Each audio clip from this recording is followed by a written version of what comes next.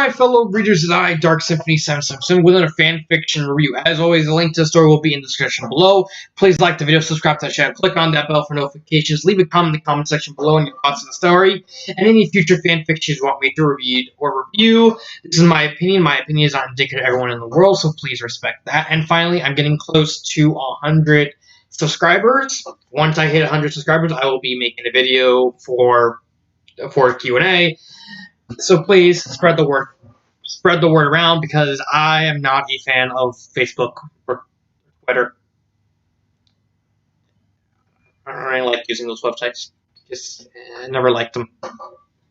So the story I'm reviewing is called Dearest. It is a Daria fanfiction written, suggested to me by Donna Olson. Again, who wrote the story? Written by Renfield. Is it any relation to Redfield? Leon, you must continue the Redfield legacy. Sorry, I couldn't resist. And it is a drama story. And to be honest, I want to leave my thoughts out before I get into the review. I have really mixed feelings about the story. It was a really good story, but at the same time, it's kind of a bad story. Not a bad story, but more just a really weak story. Man, we'll get into that. So, the plot actually starts off with Daria and her mother just going on a drive, talking, and then they end up at the hospital. The nurse and Daria's mother trick her into going to another room where she's captured, she's put in a straitjacket, and she's institutionalized, where she Baker acted. I don't know, either or.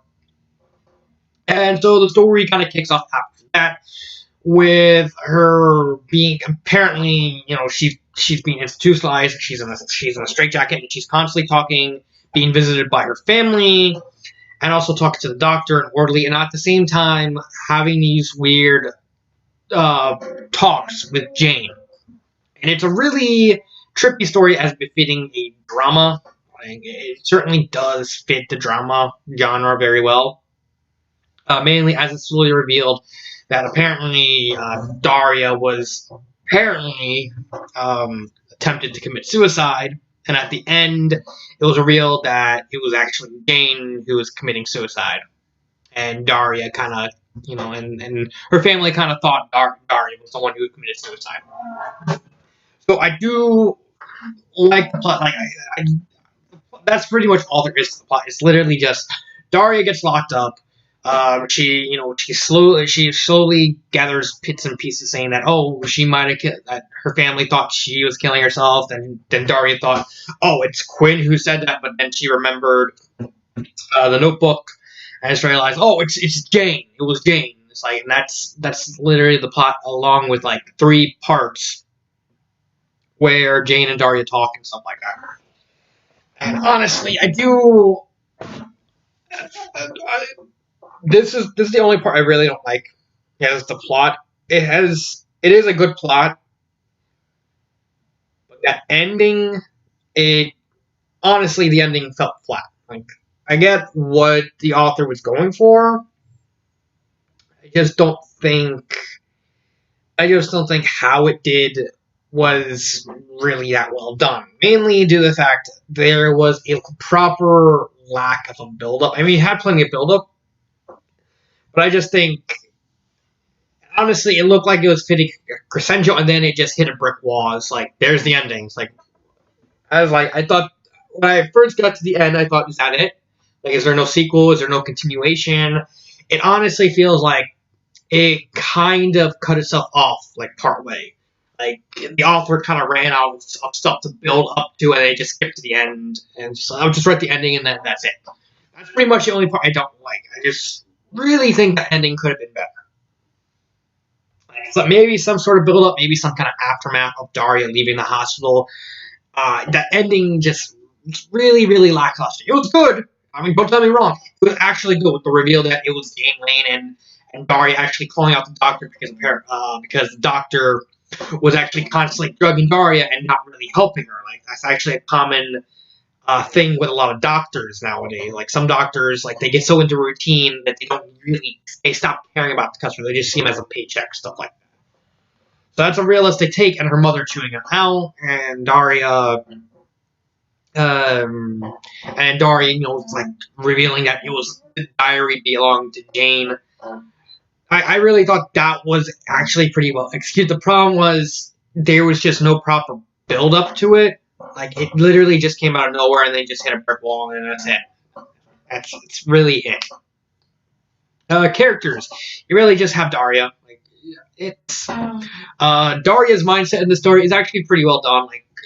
It's really it's a really sort of trippy type drama, simply because Daria, like most of the story, is completely drugged up to the gills, so it's hard to tell what's really happening to what we're seeing through Daria's drug-addled mindscape, especially in connection with the scenes with Jane. Like it's pretty obvious. It's possibly Jane's dead. Like, but Daria's just trying to on, and I think that's done pretty well.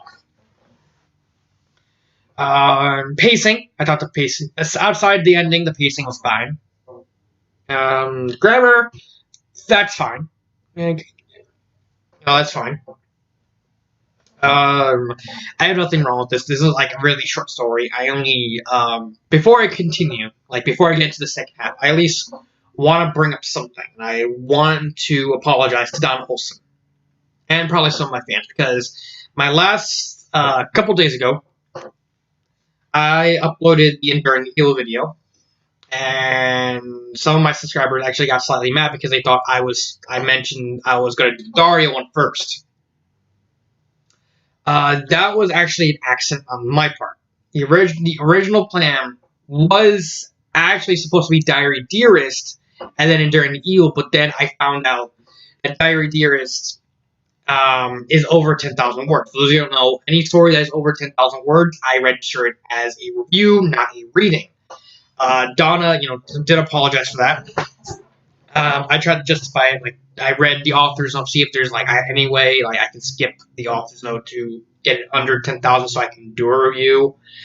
The reason I have that word limit is because if I do go anywhere over 10,000, it's going to really stretch on, and I really don't want that to happen. So I say, anything under, I try to make any of my readings under an hour. Like, if I'm joking around and I really like a story, then I'll probably push it a little bit over an hour.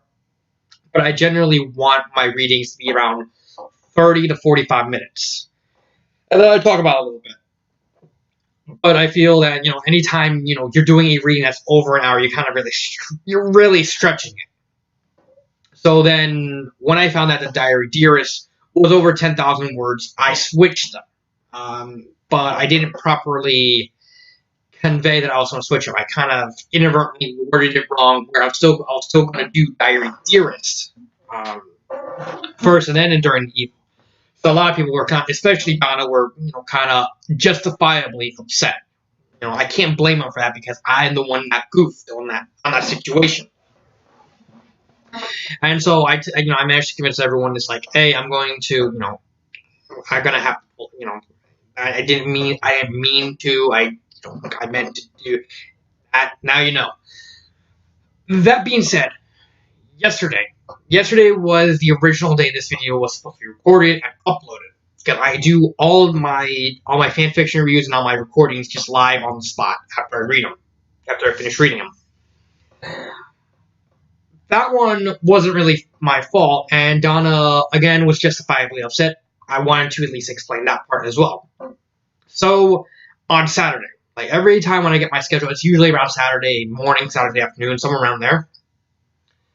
Or most of the time when I go to work around Saturday, Saturday around 5 or 6. I got the schedule on Saturday, and it told me that I was having 4 days off. Monday, Tuesday, Wednesday, and Friday. On that schedule. So I'm like, okay, fine. It's like I had a lot of stuff to do with money, so I was like, okay, let's do that. And so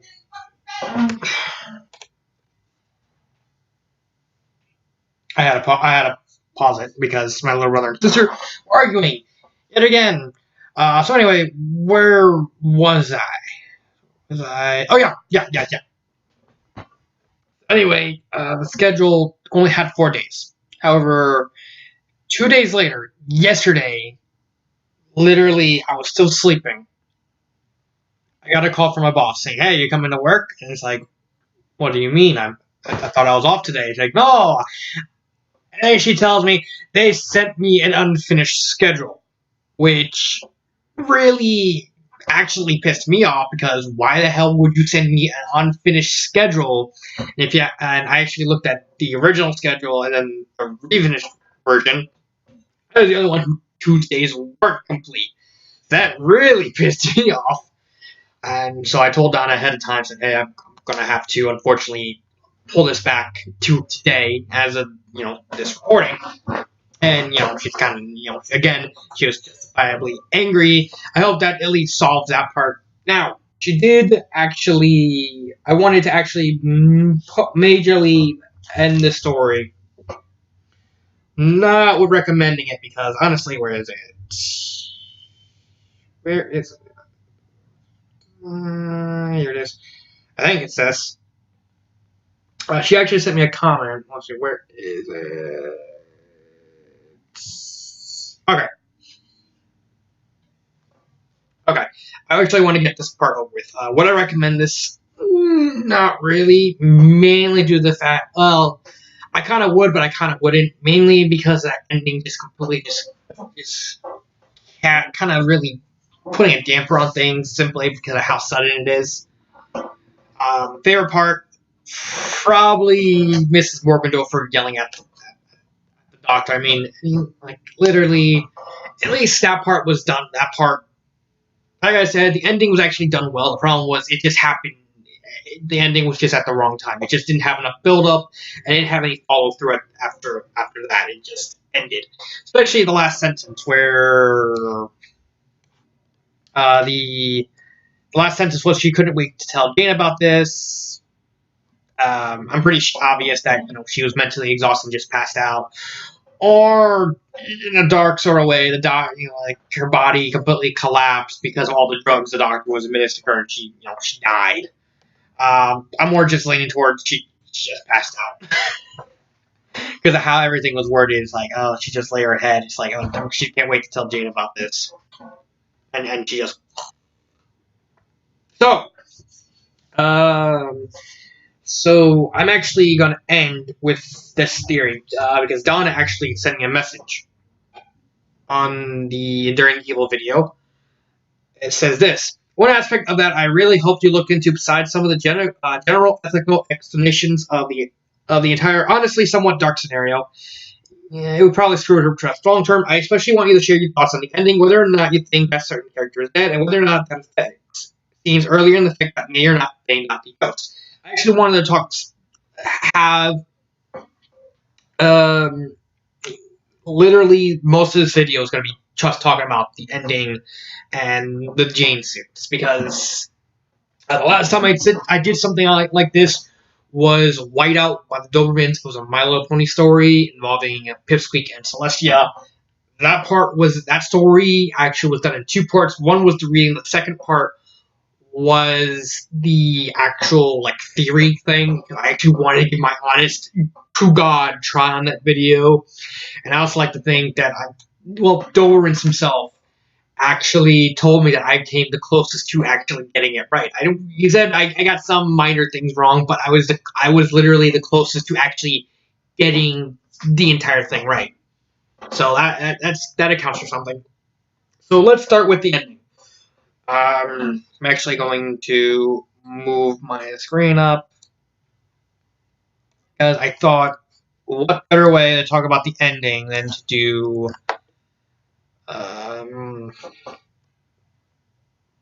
then read the last couple paragraphs first, and then talk about it, and then we go from there.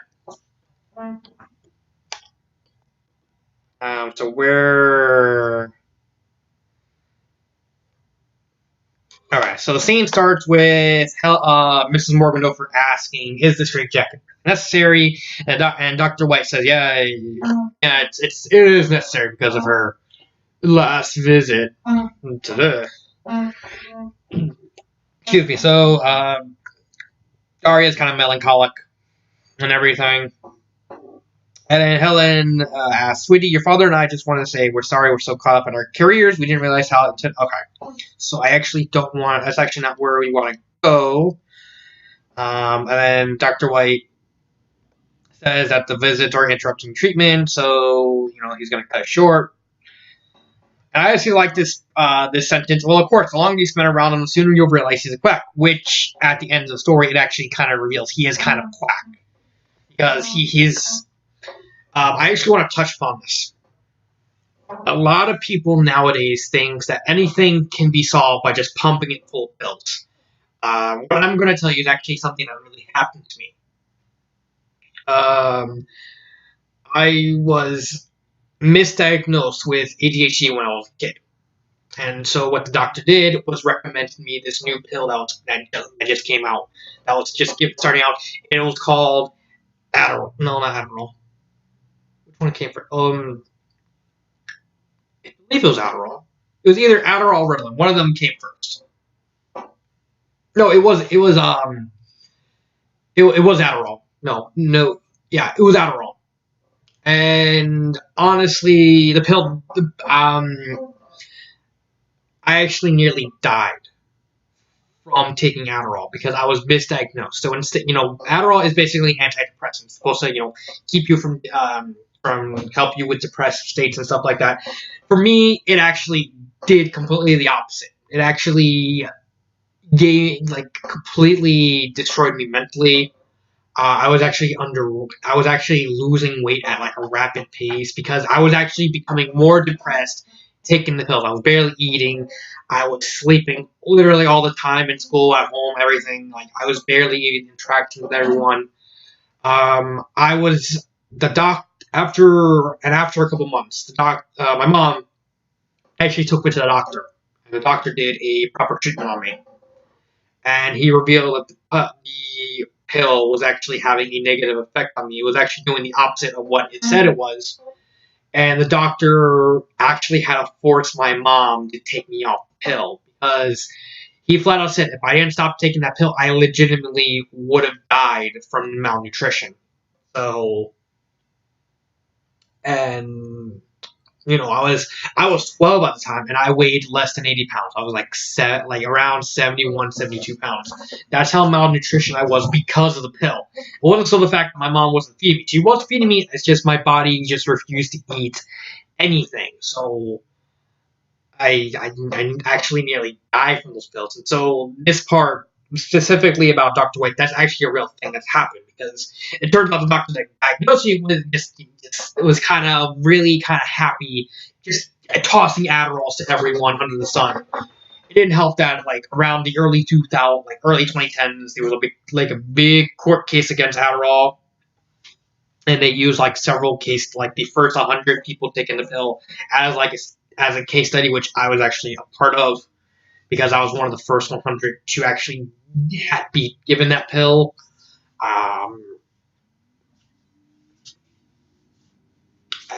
The good thing that came out of it, my mom literally for a month straight took me to buffets because the doctor said I needed to gain weight pronto. I need to gain a lot of weight really, really fast. So yeah, and that's something. And that's actually something my mom does too. Her solution to anything is just hopping on pills. So these kinds of quacks who think instead of actually learning the specific nuance of the treatment, just drugging it or giving the person pills, and that's the end all be all. So I really sympathize with Daria in the story on that regard because I actually went through that. So the scene continues. Helen and Jake brought Quinn because at this point in time, Daria thought that Quinn was the one that was contemplating suicide. Her brain, at this point in time, her brain was slowly clearing up the fog, so she was still trying to connect the dots. And so Quinn was alive. You know, some kind of pressure is eased off Daria because, oh my god, she thought maybe Quinn was about to fess up the ownership of the suicide note.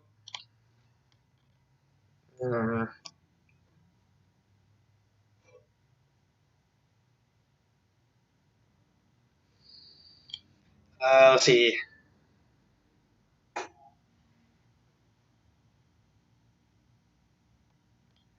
Oh yes. Okay. So that is the right scene. Okay. So Quinn starts talking to Daria, saying how she found the diary underneath Daria's note, and Daria's like freaking out. Again, her mind is completely drug out.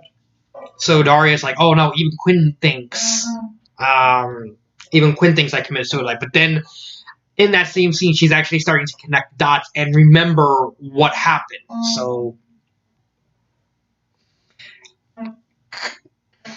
Dr. White says, "It appears your family is going through right now."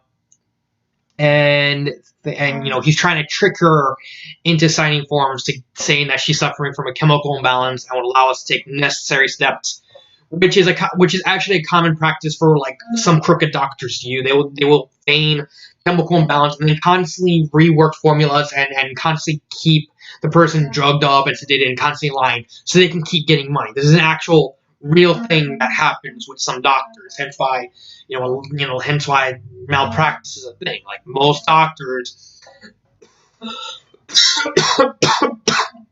most of the doctors who get sent to jail for malpractice are usually like doctors like these psychiatric doctors, therapists, stuff like that, because they unlike regular doctors who get like a big paycheck, these doctors kind of get paid based on how long they keep a patient, stuff like that. So it really becomes more beneficial to them to keep a patient as long as possible, even if there's nothing wrong with her. This is an actual real phenomenon that actually happens. So, Helen accepts a clipboard and starts reading everything. Daria's like completely thinking, is starting to like fall apart. Like, think, oh, maybe she does belong to her. Maybe she did write the suicide note and she just forgot about it. But she has like a flicker of doubt.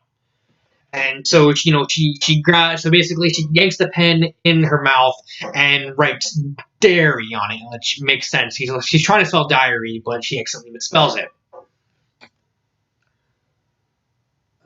So she starts crying, and Daria and Helen's like, calming Daria down. Daria grabs the tea, starts writing dairy. Like,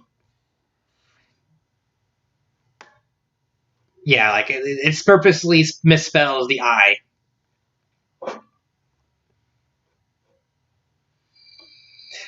So Dr. White goes, well, I think Daria could use some rest. And then Helen kind of figures out, saying, wait, you want to look at the diary? And Daria's like, she manages to convince her mother, so I need to see the diary. And Dr. White goes, I don't think that would be a good idea right now. And he's holding like a hypodermic needle. And going off topic again, this is actually one of the main reasons why insane asylums actually closed down. Like, you don't see insane asylums anymore, simply because because people started to notice a really annoying habit of all the doctors there just constantly. I believe, if I remember right, what happened was a lot of people started dying inside insane asylums because doctors kept injecting stuff in the needles inside the patients and causing them to overdose and die. Like, and even more notice were like they weren't really being cured. Like, some people would and some patients were actually hiding notes saying, I'm not really sick. The doctor's doing this to get more money. And so, there was massive lawsuits against insane asylums. They all shut down because everyone just stopped, realized that they were just being used as fronts for scams for the doctors. And lots of malpractice suits started piling up, so they had to close them all down. Hence why now we have Baker Act units. So this is a real thing. So he, doctor's holding the needle. Daria starts freaking out and, just hiding from the needle. Helen pays attention. And then she actually, now she notices that she was just completely focusing on the needle. Said, and she asked, Dr. White, how often have you injected Daria since she's been here? And Dr. White says, well, we felt it necessary to sedate her at times, always keeping her safety in mind, of course. Doctor, I don't recall authorizing a series of narcotic injections. Actually, you did. The forms you signed when you checked in her clearly authorized to take extreme measures as necessary. How violent has she been that you feel it's necessary to keep her like this? You led us to believe that she was choosing not to communicate. Now, the anti-stimulants are just to keep her calm. She can speak if she chooses to, well, so long as the dose isn't too high. But I had two conversations, and all the time she's been here, and the doctor realized he put his foot in his own mouth, and he completely screwed himself over because he revealed that he was purposely injecting Daria with high dosages. And so we get... so basically, Helen's a lawyer, and so she demands, give me the diary now. And so he brings her the diary, and the diary is actually still in the letter, like still in the packet, and Helen calls him out. You didn't even look at the diary because honestly, there wouldn't be no plot if he actually looked at the diary, noticed it was written by someone else, and stuff like that. It's still in the envelope. So yeah, Daria reads it, and then kind of finally pieces everything together, and she yanks it and puts it to the cover. Basically, she starts freaking out.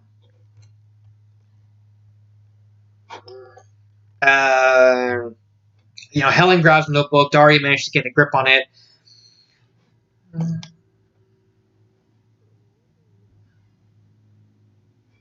And Helen just has, I believe, cardstock, but I think is the covers, and she notices that it was written by Jane Lane.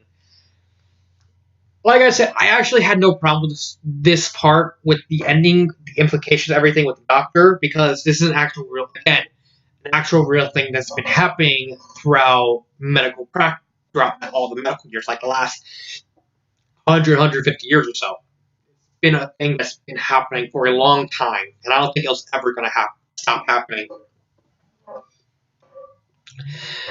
That being said, like I said, my favorite, I still like the ending, I still like the implementation. I just think it happened too soon. It needed more build up, and also it needed a follow through. That's what I have to say about the ending, the ending part.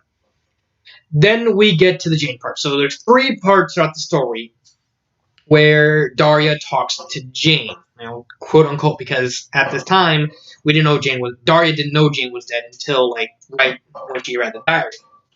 So she basically asked me, it's oh, come on. Where is it? Okay. She wants to think whether or not Jane is actually dead.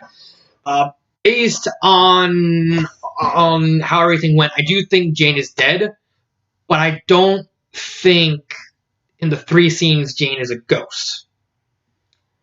What I think, because I've heard a phenomenon like this, is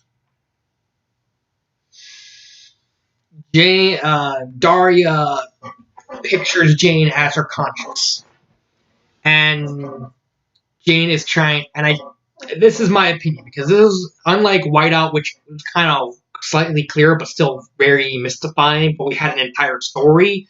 We have 3 scenes to go through. And so I don't think it's Jane's ghost talking to her. We have 3 scenes. Let's talk about the first one. See if I can find it.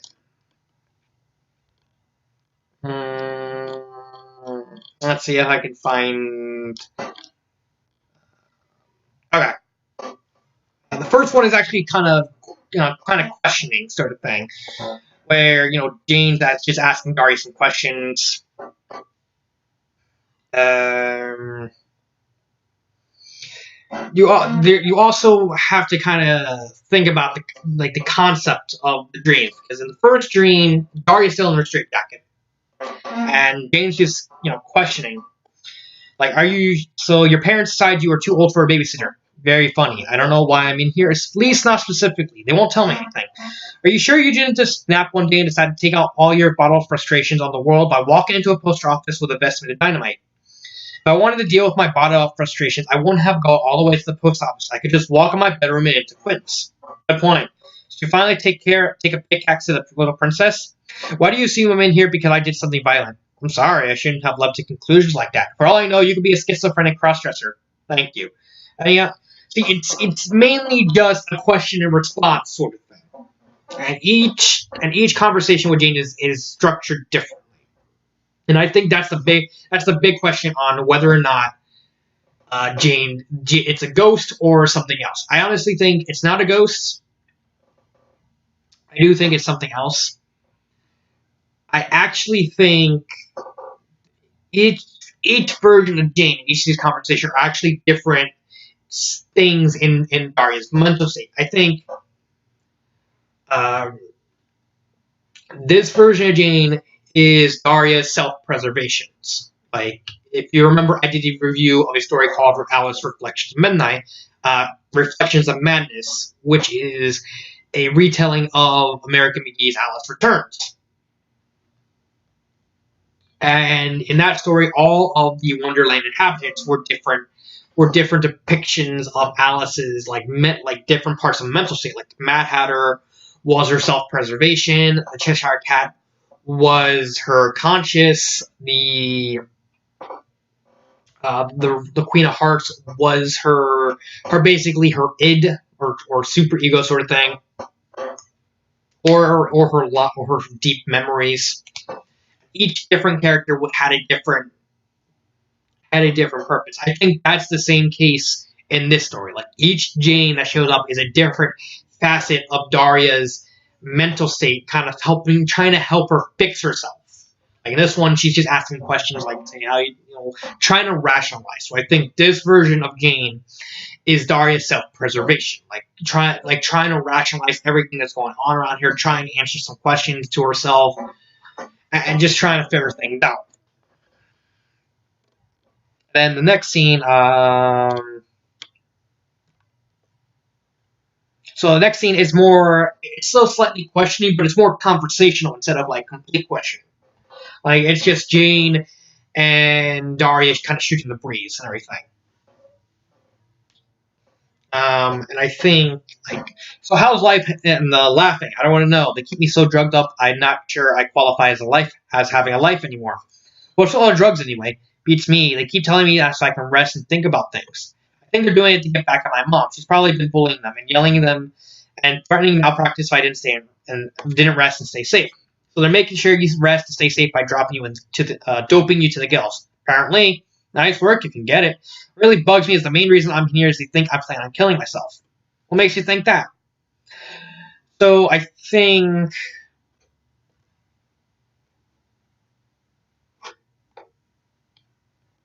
this one is not her self-preservation. I think this is, what's it called?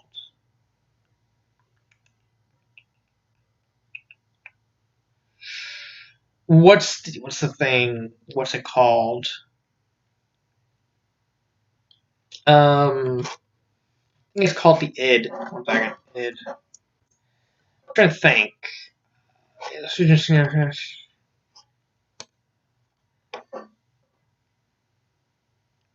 Let's see. The id is a instinctual desire. Superhuman plays the critical and moralizing role. Organized, realistic. Wait a minute. Now I realize it's not. Okay. I thought it is parts of her mind, but I was going down the Alice interpretation. What it actually is, it's each part of Jane inside Daria's dreams is the id, the ego, and the superego. So the first scene is more questioning. It's a sort of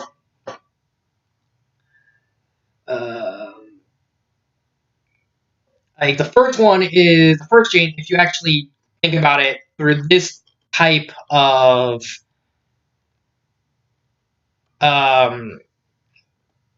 in the first conversation can be interpreted as her superego. Superego plays the critical and moralizing role. So she's trying to, she's questioning her to try and raise her morale and trying to help her out.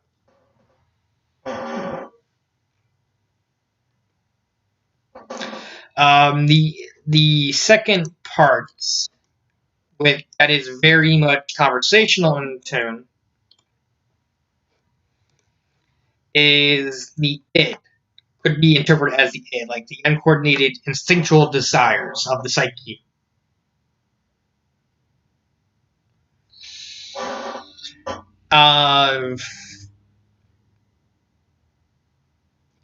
Maybe it is maybe the first two are both self-preservation. This one's kind of harder than Whiteout because you had an entire story to work with. But with this one, we have like 3 small parts.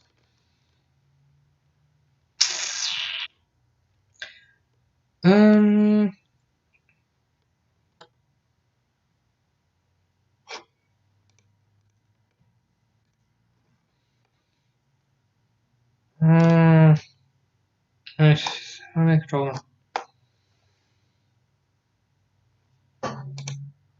Yeah, I think it is. I think it is the id, ego, and superhero. They're just. I think the first one is id. I think. This one is hard. This one honestly is hard. Okay.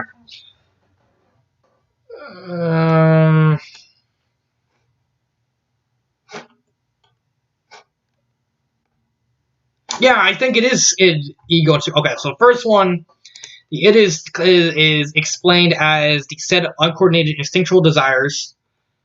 I think since she's instinctually getting. Okay, so here's what I think it is. The first conversation is Jane is acting as Daria's id, because Daria is trying to instinctively trying to remember anyone who could still help her by Jane. Like in Daria's mind, everyone abandoned her. Everyone abandoned her except for Jane. Jane wasn't there, and so Daria, doped up to the gills, is trying to imagine anyone who could help her out, and that being Jane. So Jane comes in and helps her out. So there's that. And then the second conversation is Jane as Daria's ego, basically helping her rationalize everything, trying to figure everything out. So let's get to the third one.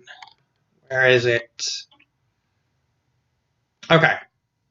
So the third one the third conversation starts at Daria is in the Baron window. Oh, one other thing to note is in the third conversation, Daria, I believe.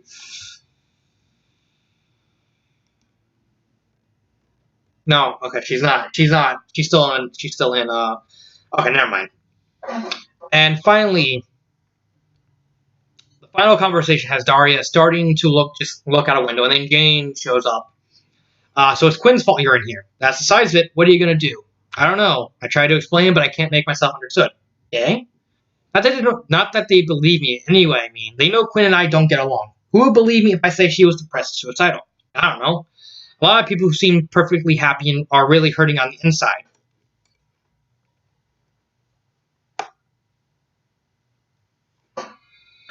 And I think in this scene, Jane is being interpreted.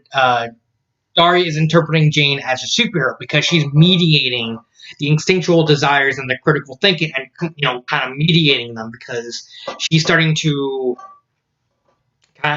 She's instinctually, Daria's still thinking instinctually, but she's starting to think critically because her body's starting to resist the drugs. That's another thing that actually happens is when people, they take pills or take medicine for a while, their body naturally gains a resistance. However, that has to be progressive. If you like make it too high, then their resistance starts getting stronger faster. One of the big problems with depression is that you think it should be obvious to everyone how depressed you are, even though you're always doing your best to hide it from them. It's not like Quinn has much of a support group. All her shadow, self-absorbed friends would probably ostracize her if she had the temerity to stop in the presence. Exactly, and depression's a real private thing. Anyway, it's tough to explain to someone how the things you care about can make you so depressed. So basically, Jane is being her id, her ego, and her superhero all in one, and helping her rationalize what's going on. Like, she's acting like helping her with her uncontrollable nature, her critical thinking, and then in the third conversation, she's acting as a superego, kind to mediating her and telling her to, trying to help her figure it, like giving her the clues to figure it out. And then, when tonight on Sick Sad World, the girl committed to an asylum because she was the only sane one in her family. She's not suicidal. Her family just needed the rest. Daria turned around the chair to laugh with Jane. Jane wasn't there. Because now we realize that... And that sentence, the last two sentences, that's what kind of clued me in the first time. That it wasn't a ghost. Because everything leading up to that is just Daria kind of being drugged up, and then Daria turning to laugh at Jane, and Jane not being there, kind of hints that the drugs were starting to wear off. Like throughout the story, she's constantly drugged, she's constantly, she's given pills, she's constantly hit with needles. So it makes sense that the last time we see Jane is when Daria is becoming resistant to these pills. Like an actual thing that happened with me is when I got off Adderall and I was healing up, I actually gained an extreme resistance to medicine. Now I can't even take normal dosages of medicine. Like if I'm taking something like ibuprofen or Aleve, something like that for headaches, I can't take normal dosages because my body's so resistant from taking Adderall. And I was also taking Ritalin. Before Adderall, I was on Ritalin. I was taking both pills, one at the other, and my body gained such a resistance that I have to take higher than normal dosages just to be able to get the same thing. Like most people, they take one or two pills. Me, when I take Aleve, I have to take 3 or 4, and even then, 3 sometimes doesn't work unless it's a really strong dosage. So that's another actual thing that's happening, is that Daria's body is becoming extremely resistant to all the hypodermic needles, but she doesn't know it then. And Jane is acting as her kind of conscious state, trying to help, just trying to guide her along and help her as best as Daria's mental state can.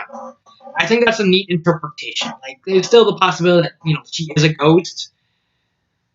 Mainly because the first 2 are actually really questioning, but the third one is extreme, complete conversational in tone, just talking about the suicide thing, and acting more like an actual conversation than Jane just talking to Daria. I like to think of my ideas as really, really out there, and I think the id, ego, and superhero ego kind of makes sense from a thematic standpoint. Because you could interpret especially the third conversation as Jane's ghost, kind of doing one last hurrah, just thinking Daria. But I think it really doesn't make sense because first off, the story would have to be longer, and the conversation would have to be different. At least Jane at least hinting that she's saying goodbye. But it's just, I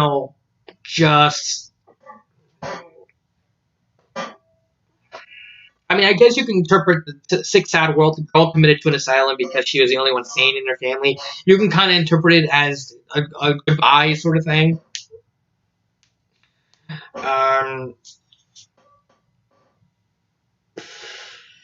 and so it really makes things hard. I do think that it's not Jane as a ghost. It's more her mental state trying to help her repair herself and basically just trying to help her along and keep her sane as long as possible. Because that's an actual thing that happens. Some people, when they're dope, they talk to they have people in their minds and they help to help them stay sane and think.